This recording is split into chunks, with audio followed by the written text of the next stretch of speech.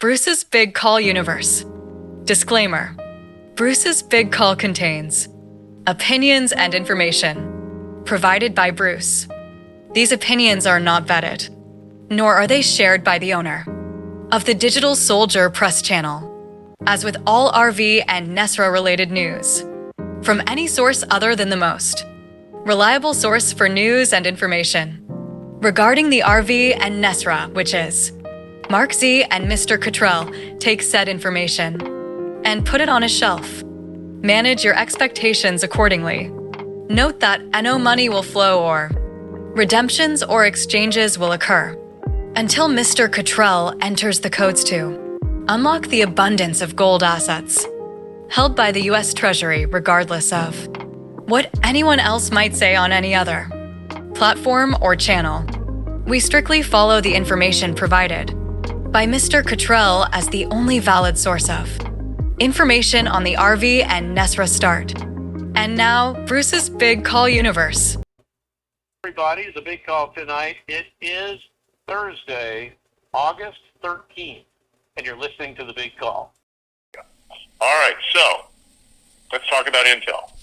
I've got 2 or 3 things I want to bring to everybody, and number one is something that was brought to my attention, and that is about what is required for you to go in to the Redemption Center. What do you need to bring? There's been some chatter out there. There's been some PDFs out there. There's some stuff that's a little overblown. Okay, so let's just get into what is really required. What do you need? You need some form of photo ID. You don't really need 2. If you have a passport that's valid, use the passport. Driver's license is good.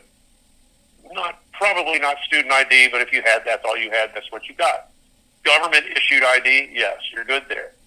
So any of those things to prove who you are. They'll line up what you look like with the picture, and it should be close, right? Now, what else? You need to have some form of utility bill. Could be a cell phone bill, could be a gas bill or electric bill that lines up with an address where you live. You really only need one bill with your address on it.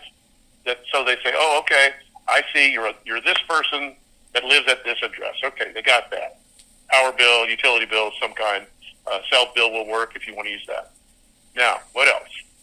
When you go in to KYC, listen, if you have a trust, bring your trust and bring at least your affidavit of trust, the 2-page document that shows you have a trust, has the name of the trust, it's got you on there as a trustee, and maybe your beneficiaries. It's just a summary of your trust documents. You don't have to bring the whole trust. I'm going in with my attorney. He'll probably bring my whole trust, but he won't really need it. Probably just use the affidavit of trust. All right, so here's the deal. You have that. You put that document, you've got that, because if you have it made out already, you may want to put the exchange account in the name of the trust. You see? That's what I intend to do. And where I would be on that, I would be the trustee for it. I would be the person named, but I would be named under the name of the trust. Okay. Now, let's say you're in this thing and you haven't been in it for more than a year or 2, and you don't have a trust made up yet. You haven't gone to a trust attorney, or you haven't gone to trust and will or whatever and made one. All they're saying is they want you to have one within 30 days of your exchange. So that this way, if something were to happen to you, that the funds that you have would go on to your successor beneficiaries, and your successor trustees could take care of that. All right? So you know how all this legal mumbo-jumbo is. You want to have it if you have it. If you don't have it now, don't rush to do it. You'll have time, 30 days after the exchange, to get one to them, and then get it to them in person and say, here's my trust. Okay, what do we need to do? Do we need to change the name of the account holder name to the name of the trust? All of that stuff. Okay? Now, if you need it, bankers like Wells Fargo can set up a trust for you through their trust department.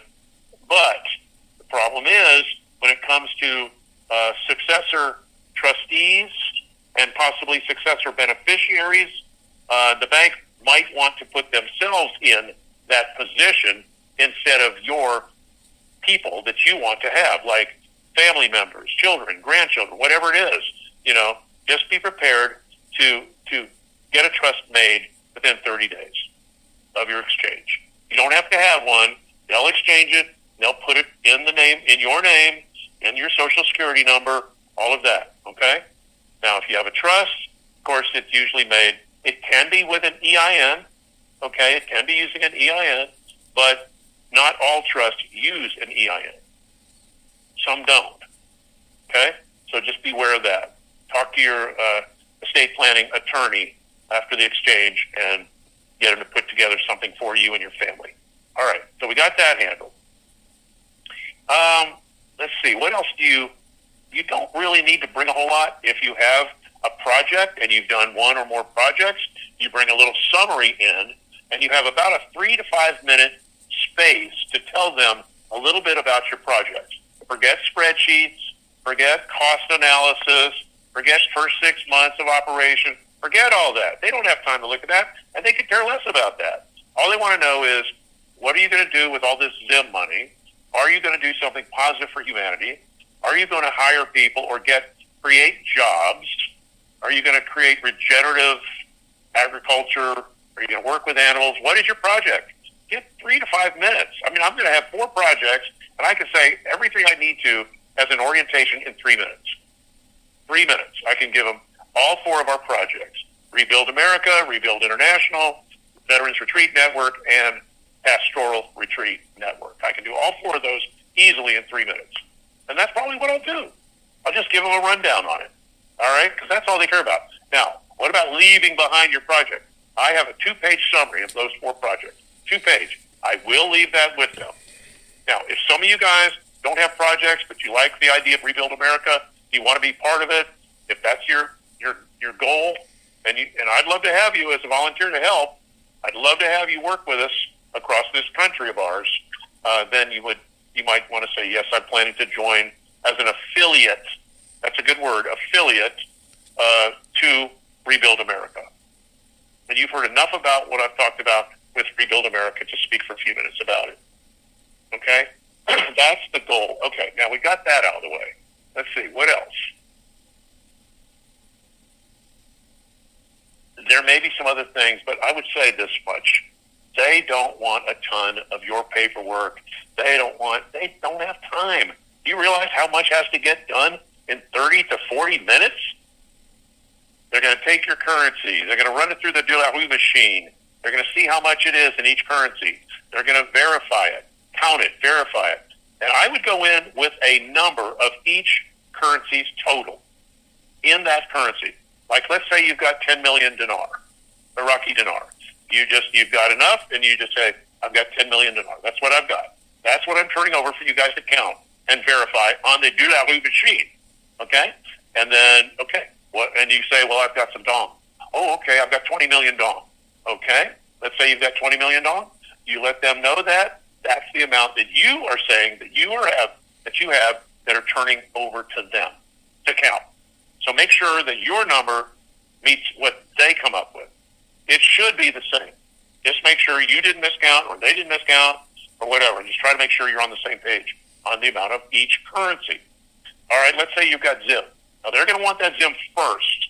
I want to give it to them last. But they're going to want to see it first because that's who they are. They're bankers. And they're going to want the biggest and greatest amount first.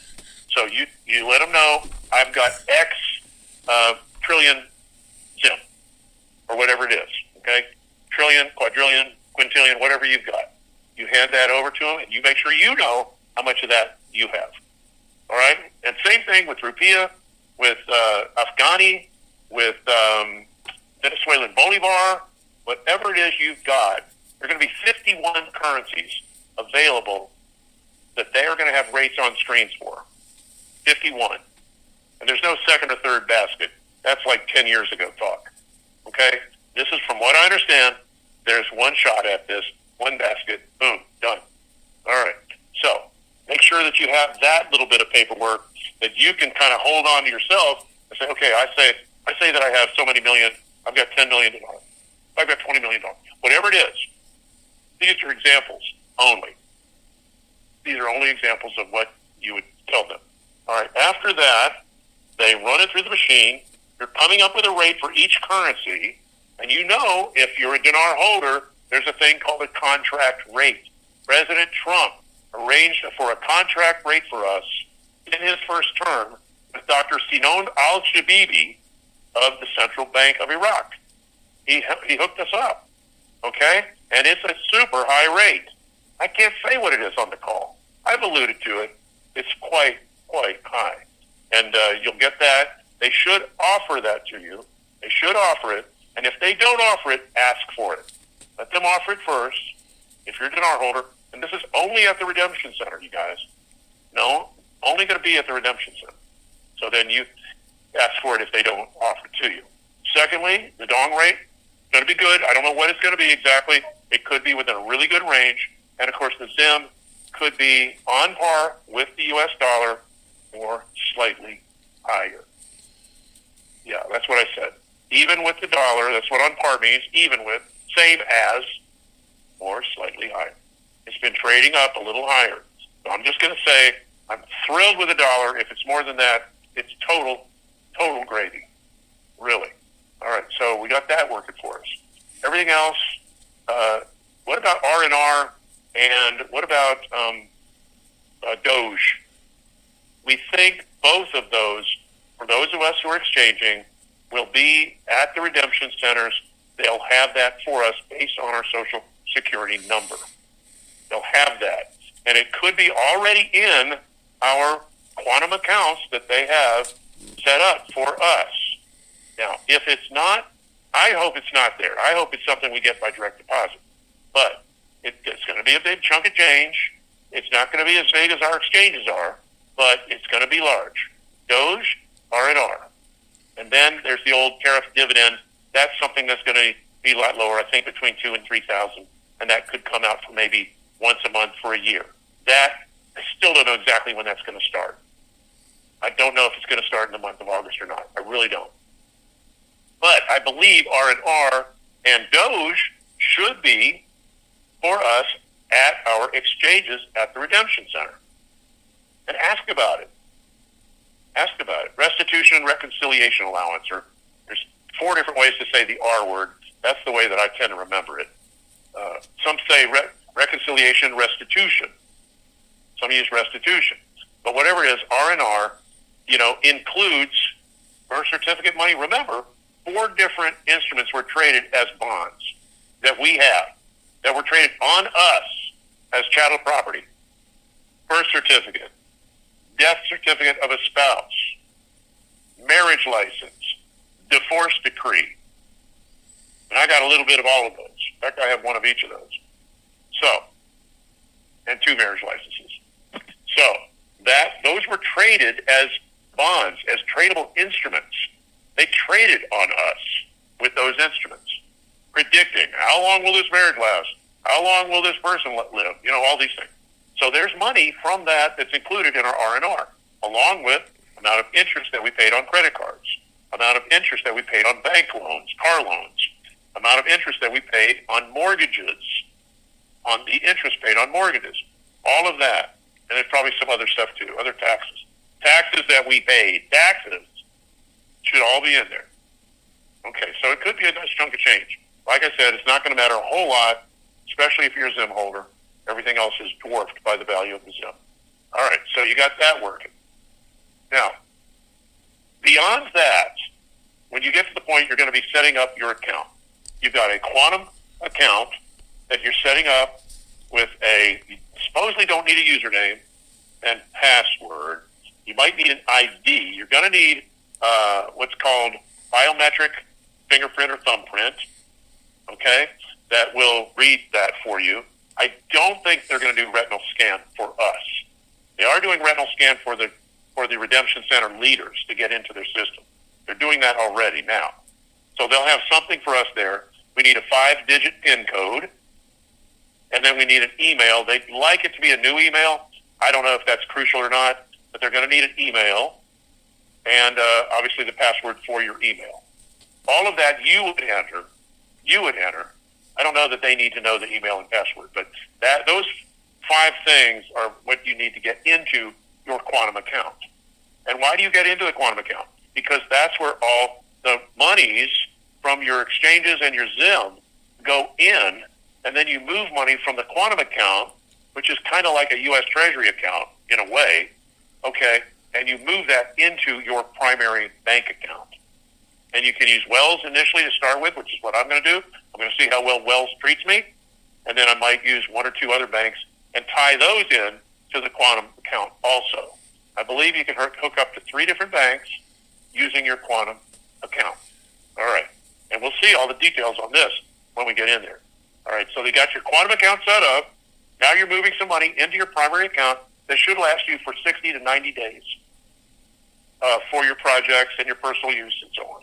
It can be a pretty big number. I wouldn't go crazy with it, but this number is one that will pay interest. And I told you guys the interest rates are going to vary. They've been lower, they've been higher, and see what they'll offer you for interest rate, and then tell them the rate that you'll accept. All right? And that would pay interest theoretically from day one when you move those funds into your primary bank account. All right? So I'm going to go for 8%. I believe it'll be a little higher than that. I'm going to make it simple. 8 is good, easily divisible, 4 quarters, 2% per quarter.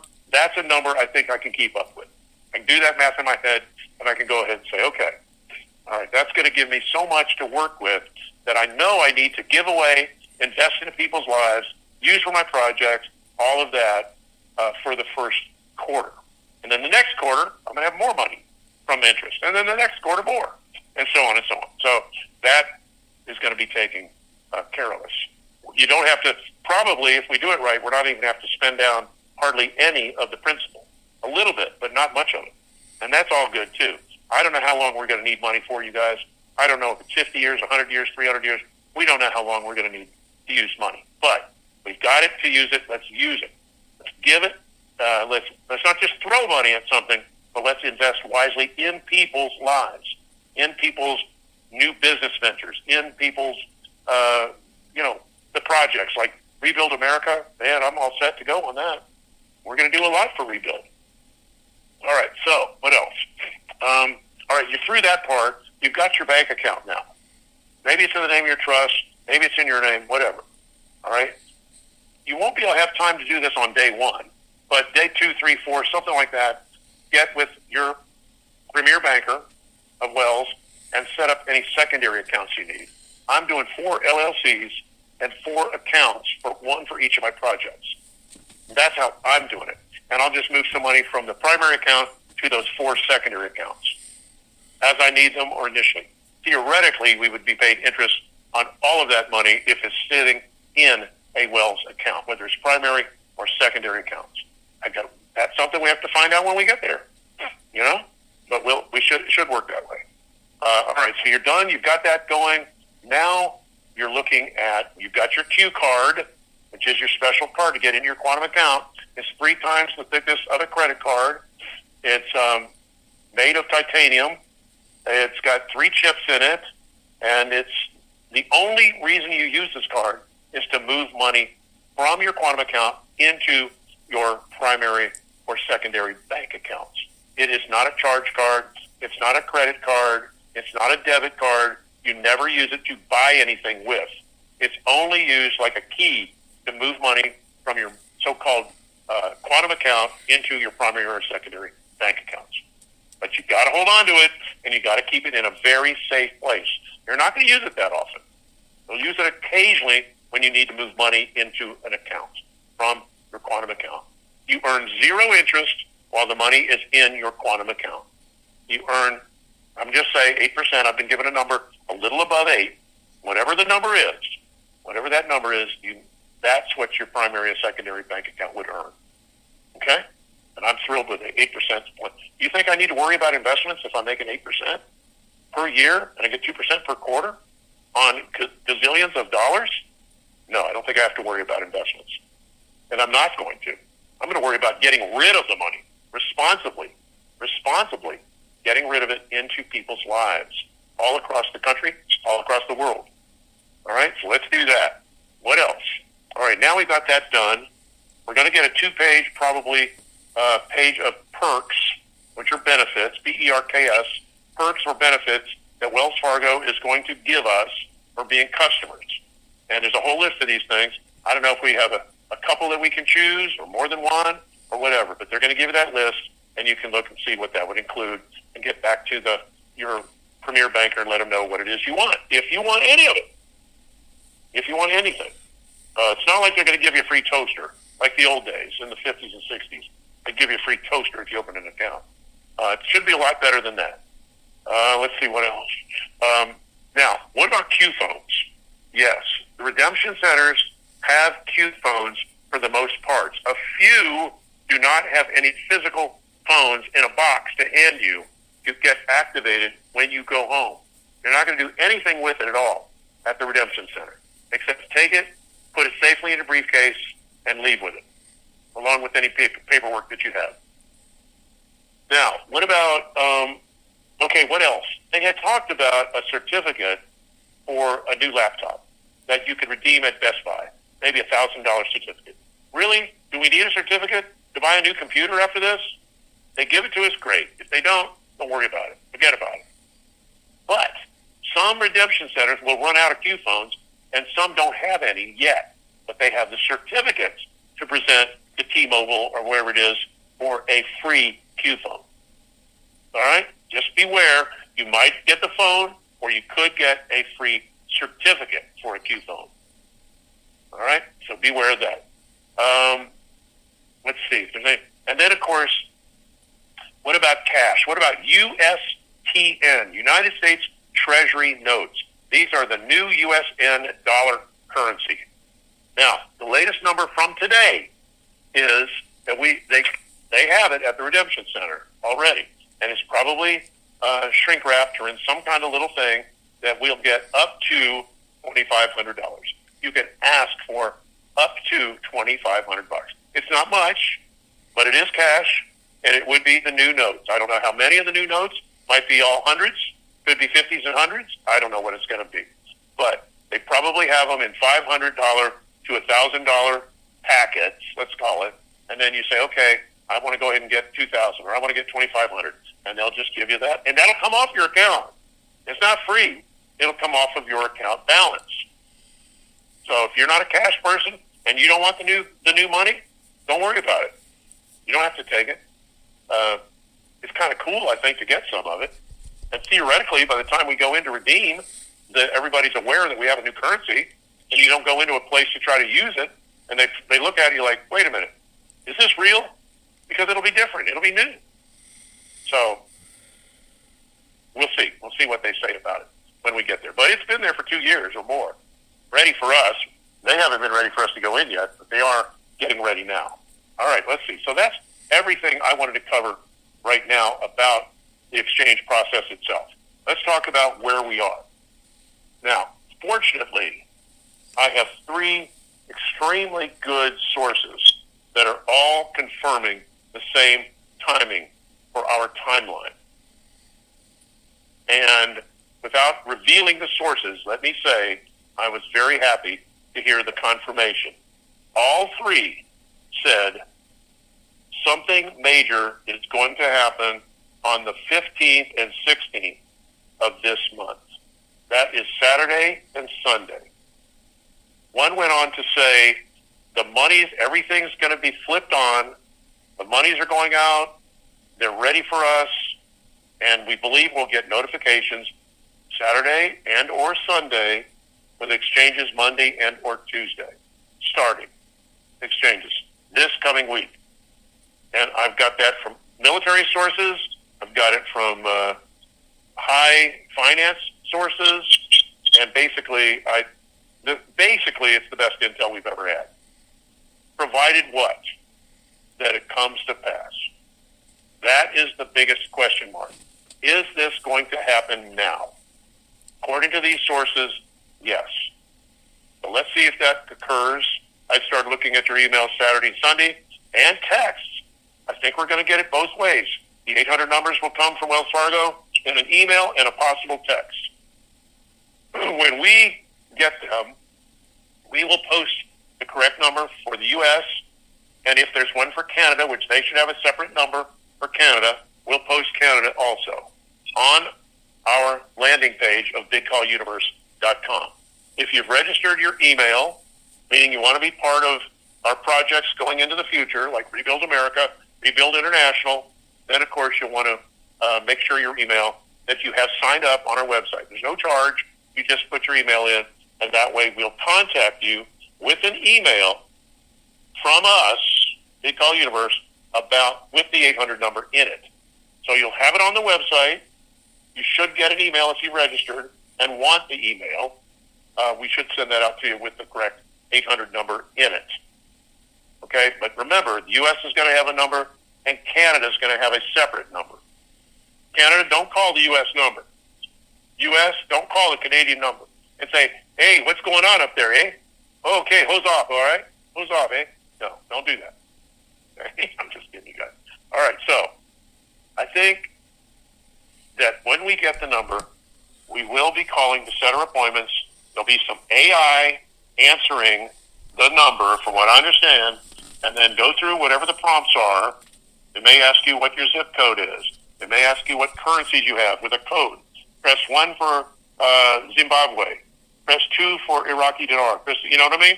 I don't know what it's going to be, but that's an example. So you let them know. You don't tell them how much you have. You just tell them that you have that particular currency. Then, ideally, they're going to transfer you to the redemption center that was indicated by your zip code that you entered on your phone pad. Okay? And they'll say, okay, yes, so-and-so, this is so-and-so. I'm at the redemption center. I'm going to help you complete your appointment setting. So you set that appointment time. You have the date, the time. They may email you or text you directions to it. I don't know about that. But somehow they'll let you know where it is. Somehow they'll let you know. And don't get more than 10 minutes early to your appointment, but don't be 1 minute late either. If you're an early bird, hold off. Don't get there 10 minutes early. If you're always running late, for once in your life, be on time. If you're somebody who runs late. And don't forget to take your currency. You should have your stuff already lined up in your briefcase, whatever you're taking, you know, your ID, your passport. You're going to take your utility bill. You're going to take the sheet that has the total of each of your currencies. Your currency is going to be by denomination in each currency, so that, like, let's say you have dinar. In my case, I have everything. I've got 1,000, I've got 5,000, I've got 10,000, and 25,000 dinar notes. Put those all where they're easily recognizable, and they can take those out and run them through the de la rue machine. Okay, and then they can go ahead and count it. So you've got that. You've got all that set. So be prepared. Sue goes through and even touches her clothes that she's going to wear.